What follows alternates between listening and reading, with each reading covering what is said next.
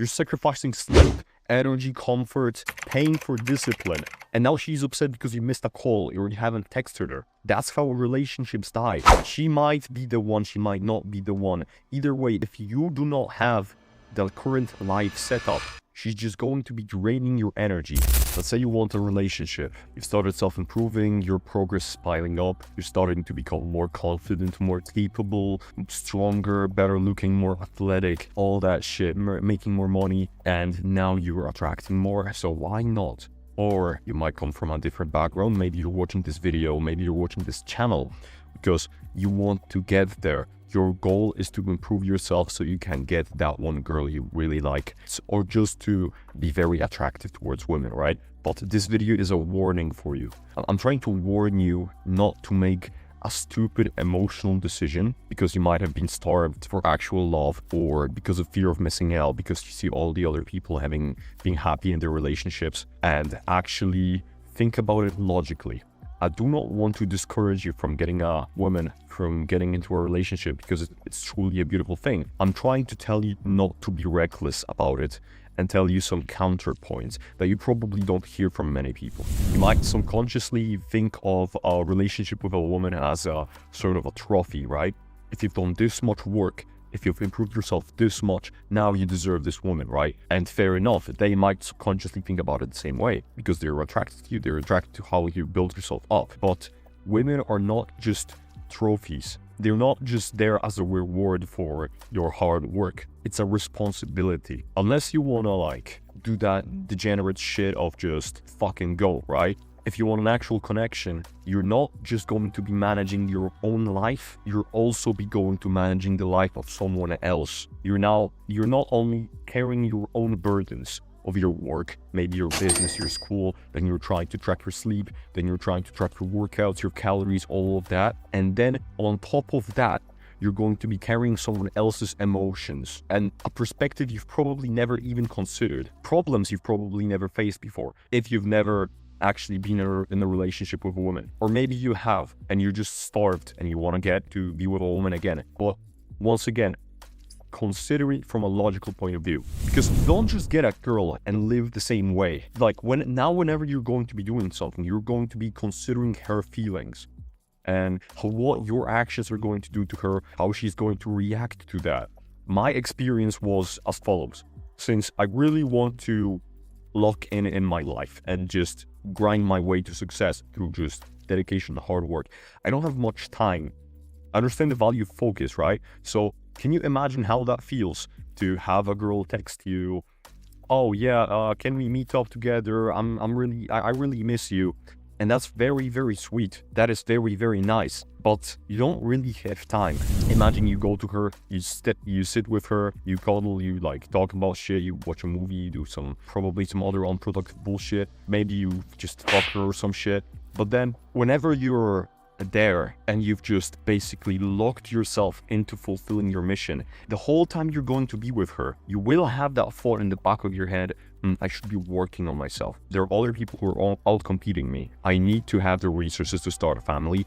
I need to have the resources to basically support myself and then support somebody else. I need to be valued. I need to be respected. I need to work on that. That all requires my concentration and work. So you're either focused on that or you focus on another person, because both a relationship and your goals require 100% of your focus in order for them to be successful. Because the relationships require presence, time, check-ins, emotional availability.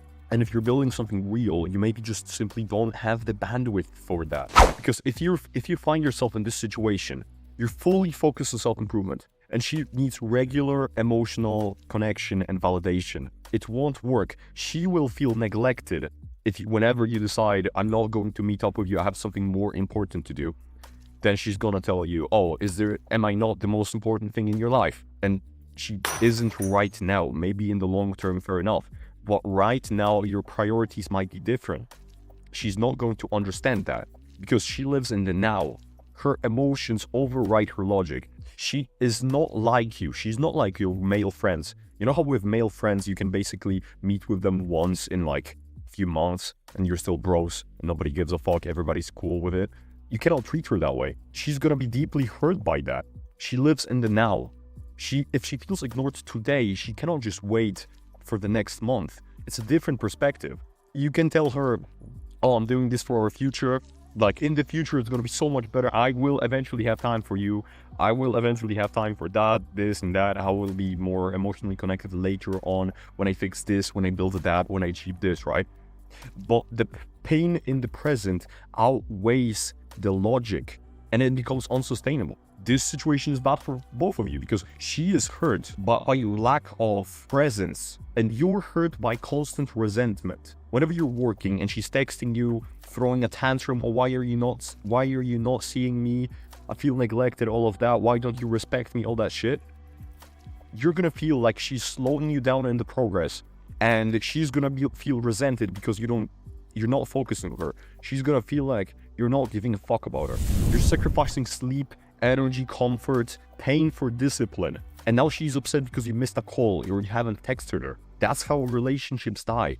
You might be super fucking loyal to each other. It's not because cheating, right? If you find the right woman, it's not about cheating. But it's the relationship dies because of misaligned priorities. When you've been lonely for some time or just starved of deeper love or connection, you might start lying to yourself and stop thinking in your usual logical way about this matter.